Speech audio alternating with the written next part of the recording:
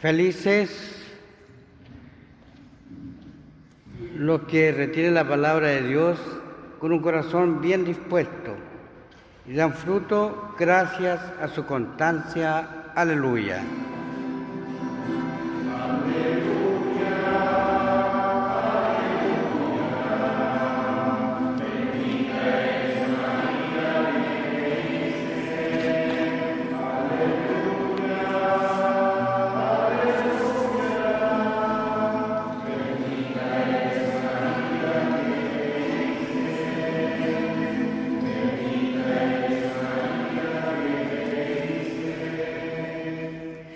El Señor esté con ustedes. Evangelio de nuestro Señor Jesucristo según San Marcos.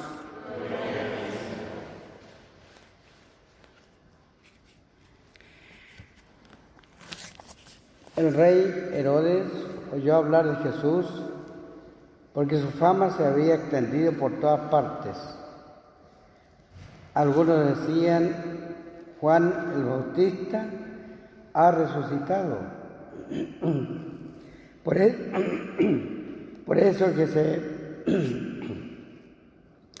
eso que en él poder milagrosos. Otros afirmaban: es Elías, y otros: es un profeta como los antiguos. Pero Herodes, al oír todo esto, decía: este hombre es Juan, a quien yo mandé a decapitar y que ha resucitado. Herodes, en efecto, había hecho arrestar y encarcelar a Juan a causa de Herodías, la mujer de su hermano Felipe, con la que se había casado. Porque Juan decía a Herodes: no te es lícito tener a la mujer de tu hermano. Herodías odiaba a Juan e intentaba matarlo, pero no podía porque Herodes lo respetaba, sabiendo que era un hombre justo y santo, y lo protegía. Cuando lo oía, quedaba perplejo, pero lo escuchaba con gusto. Un día se presentó la ocasión favorable. Herodes festejaba su cumpleaños, ofreciendo un banquete a sus dignatarios, a sus oficiales y a los notables de Galilea. Su hija, también llamada Herodías, salió a bailar y agradó tanto a Herodes y a sus convidados que el rey dijo a la joven: pídeme lo que quieras y te lo daré.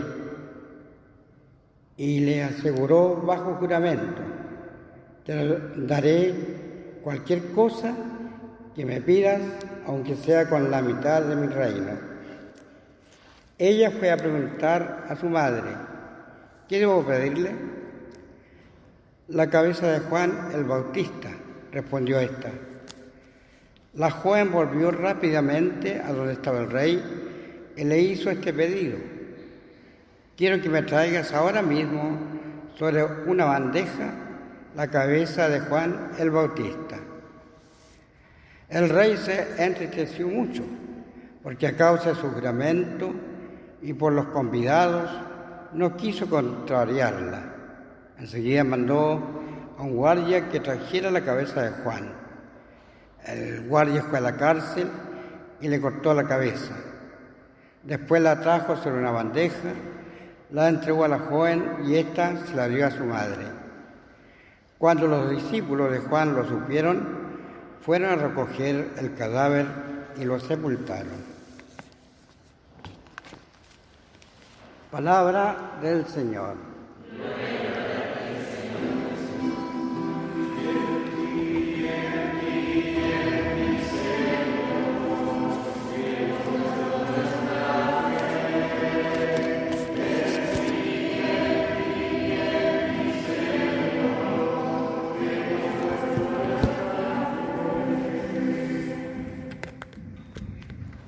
Tomen asiento.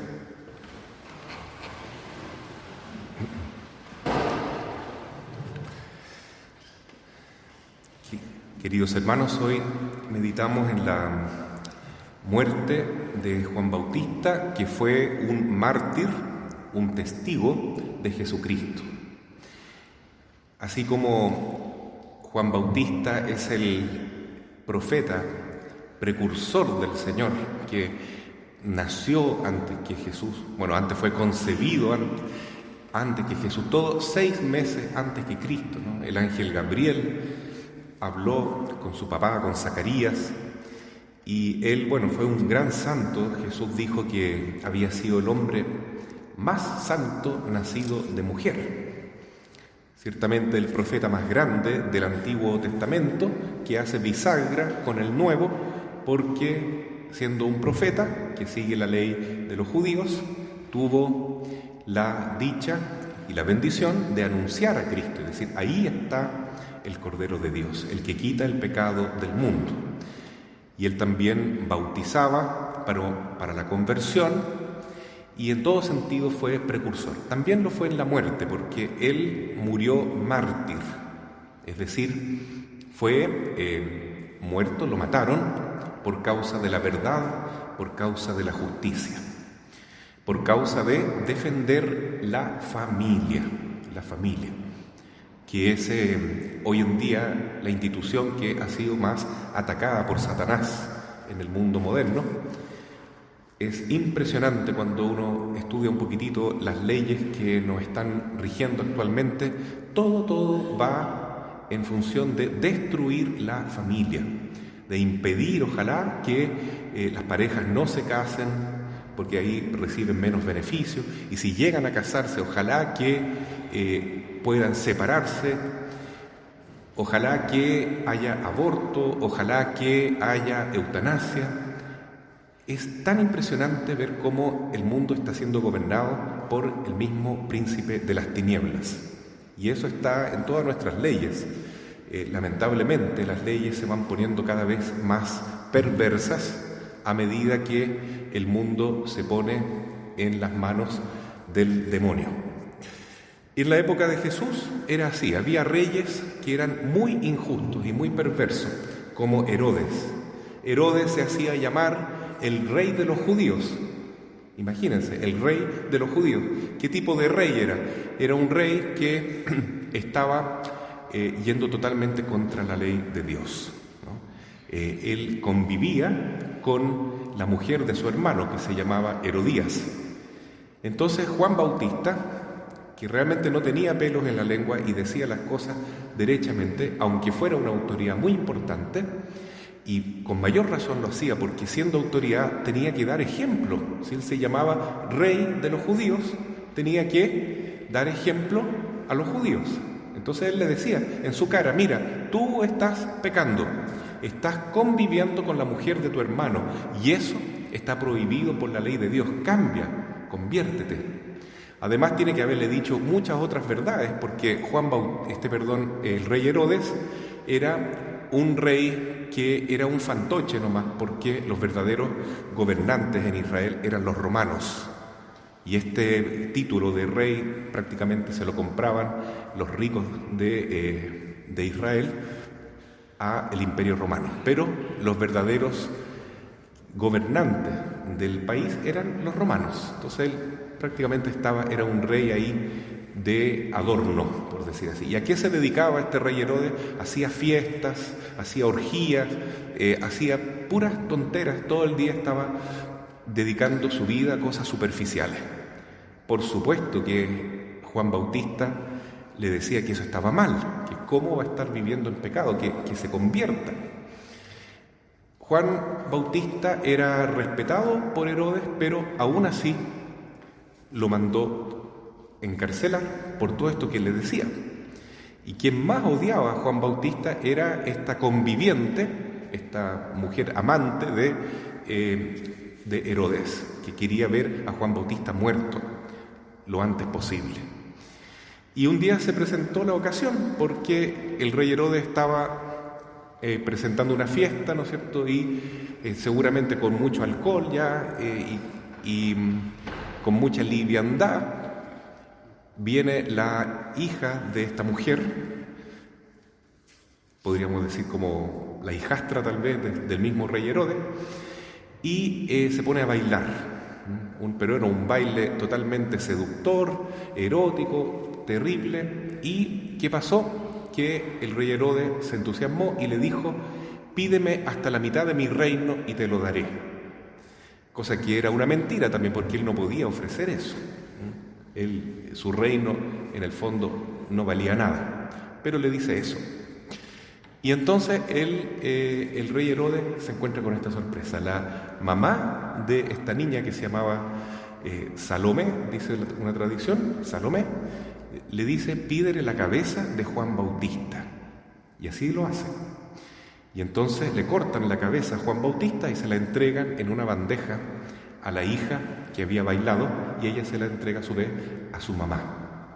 Y cuenta ahí una tradición antigua que la mamá lo primero que hizo fue arrancarle la lengua a Juan Bautista y le puso una aguja, así, pinchó la lengua de Juan Bautista, porque ella estaba tan enojada con Juan Bautista que lo odiaba incluso después de muerto, por las veces que él había hablado mal de ella, por haberla deshonrado según ella, por haber dicho que estaba viviendo en pecado. Bueno, yo quiero contar esto crudamente. La Biblia lo dice, se da un largo tiempo el evangelista Marcos para explicar la situación, cómo murió Juan Bautista y por qué el evangelista le da tanta importancia a esto. Es porque la familia es lo más precioso que hay en la vida. Lo más lindo que hay es la familia. Es la imagen y semejanza de Dios. La familia, sobre todo si está bien constituida, con el sacramento del matrimonio, es la imagen perfecta de Dios, porque Dios es familia, Padre, Hijo y Espíritu Santo. Y la familia está llamada entonces a conformarse como una unidad en el amor con el Padre, la Madre y los hijos, y con la bendición de Dios. Y son bienaventurados hoy en día los que tienen la oportunidad de vivir en una familia bien constituida. Hoy en día es muy difícil ver que haya familias así, porque el demonio se ha encargado de destruir la institución de la familia, y en eso estamos. Por eso hay que luchar por la familia y hay que defender la familia. Hoy en día es muy difícil defender la familia porque los católicos, sobre todo, somos muy cobardes, no decimos las cosas como son porque no es políticamente correcto. Una familia verdadera es un hombre con una mujer. Esto es algo de perogrullo, es una verdad natural que está en la naturaleza humana, pero decir eso hoy está prohibido. La familia es entre un hombre y una mujer. Dos hombres no pueden formar una familia verdadera. ¿Por qué no pueden tener hijos? Y porque eso no es bendecido por Dios. Dos mujeres tampoco. El hombre es hombre y la mujer es mujer. Decir ese tipo de cosas es tan grave hoy en día, hermanos, que le van a empezar a cortar la cabeza como a Juan Bautista, a muchos cristianos que se atrevan a decir esto. Y muchos que se dicen católicos van a decir: no, esto no me gusta, no me identifico más con esta fe, no me siento católico, chao, me voy. No estoy de acuerdo con esto. Y está bien, porque la iglesia es como un árbol que se va a remecer y van a quedar los frutos que tienen que estar nomás. Y hay que decir las cosas como son. La familia es como Dios la creó, no como a nosotros se nos ocurre. Y entonces, bueno, va a suceder que va a haber persecución, va a haber cada vez más funa, como se dice por ahí, rechazo a los que piensen como hay que pensar, como pensaba Juan Bautista. Pero no importa, porque Juan Bautista sigue siendo un mártir de Jesús, un testigo de Cristo, y los verdaderos cristianos, aunque queden muy poquitos en la iglesia, van a seguir pensando como enseña Cristo, como nos dice nuestra conciencia, la ley natural que está en nuestro corazón, y como nos enseña la Biblia. Y la familia hay que defenderla, la vida humana hay que defenderla, desde la concepción hasta la muerte natural. Y hoy en día hay muchas personas que están siendo atacadas y están siendo perseguidas por defender esto. Acaba de salir una ley en España que dice que lo siguiente: toda persona que dice que el aborto es malo toda persona que se va a rezar a una clínica de abortos, toda persona que trata de influir en otra persona para decirle que el aborto es malo o que no se haga un aborto, es un criminal, comete un delito. Imagínense hasta el punto en que hemos llegado. Y así vamos a ir avanzando, más y más, contra la familia, contra la vida y contra la ley de Dios. Bueno, San Juan Bautista nos da el ejemplo. Él sigue hablando, sigue diciendo las cosas como son, y los profetas en nuestros tiempos lo van a seguir haciendo. Un buen papá y una buena mamá siempre será profeta, que le va a decir las cosas como son a sus hijos, aunque les duela, aunque no esté de acuerdo con la moda, con los tiempos, pero quien ama de verdad a sus hijos, ama a su prójimo, dice la verdad, aunque puedan cortarle la cabeza. Jesús dice que la suerte de los profetas siempre fue esa, pero bienaventurados los que defiendan la verdad, los que sean perseguidos por causa del Evangelio, por causa del reino de los cielos. Por eso, parece que Juan Bautista no está defendiendo directamente a Jesús, porque él no habla de Jesús en el día de su muerte, pero está defendiendo la familia. La familia. Si yo soy un católico tibio, mediocre, no voy a defender la familia. Voy a estar de acuerdo con el aborto, voy a votar por políticos que aprueban el aborto, y un día voy a tener que dar cuenta delante de Dios. Y Jesús me va a mirar y me va a decir: ¿qué hiciste? ¿Por qué me negaste delante de los hombres? Señor, ¿cuándo te negué? Y Él nos va a responder: cuando estuviste de acuerdo con el aborto, cuando estuviste de acuerdo con el divorcio, cuando estuviste de acuerdo con la eutanasia, cuando estuviste de acuerdo con el matrimonio homosexual y aprobaste esas leyes y estuviste de acuerdo con los políticos que eran así y tú defendías eso, estabas contra mí, porque el que ataca a la familia, obra de Dios, el que ataca a la vida humana, obra de Dios, se pone del lado del príncipe de este mundo, que es igual que Herodes, un falso rey de los judíos.